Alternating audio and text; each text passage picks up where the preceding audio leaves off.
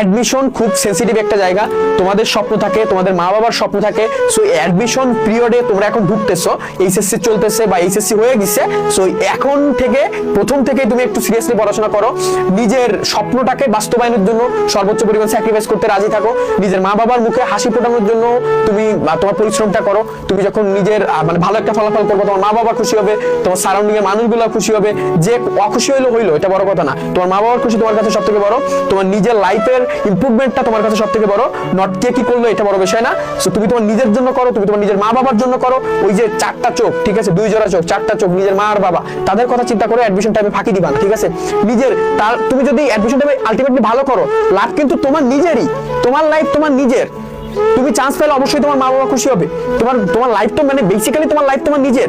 So তোমার লাইফের একটা ইমপ্রুভমেন্ট, তোমার লাইফের একটা উন্নতি, তোমার লাইফের একটা ডেভেলপমেন্ট, তোমার লাইফের একটা যে এত ভালো একটা কোনো কিছু, এটার জন্য একটু পরিশ্রম করতে হবে।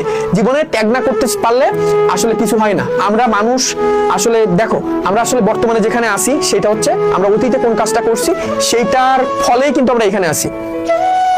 অতীতের কাজের কারণে কিন্তু আমরা বর্তমানে আসি, মানে বর্তমানে আমাদের যে লেভেলটা আছি বা যে স্টেজে আসি বা যে অবস্থানে আসি সেটা হচ্ছে অতীতের কাজের উপরে। আর আমরা অতীতটাকে ভুলে যাই, আমরা বর্তমানে যেখানে আসি আমরা ইন ফিউচারে যাতে ভালো করতে পারি। সো দ্যাটস ওয়াই আমরা আমাদের বর্তমানটাকে সর্বোচ্চ ভালোভাবে ব্যবহার করব। আমরা আমাদের সময়টাকে যদি ভালোভাবে ব্যবহার করতে পারি, আমি বিশ্বাস করি যারা ভালোভাবে পড়বা তারা দেখবে অ্যাডমিশনে সব জায়গায় চান্স পাবা।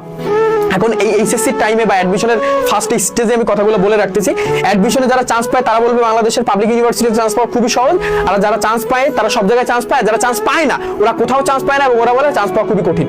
সো আমি বলবো তুমি চান্স পাওয়ার দলে আসো, তুমি ভালো করে পড়াশোনা করো, তুমি যদি ভালো করে পড়াশোনা করতে পারো এভরিথিং ইজ পসিবল।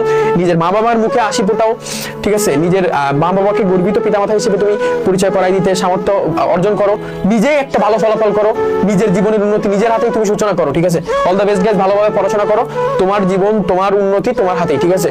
আর মা বাবার মুখে হাসি ফোটাও।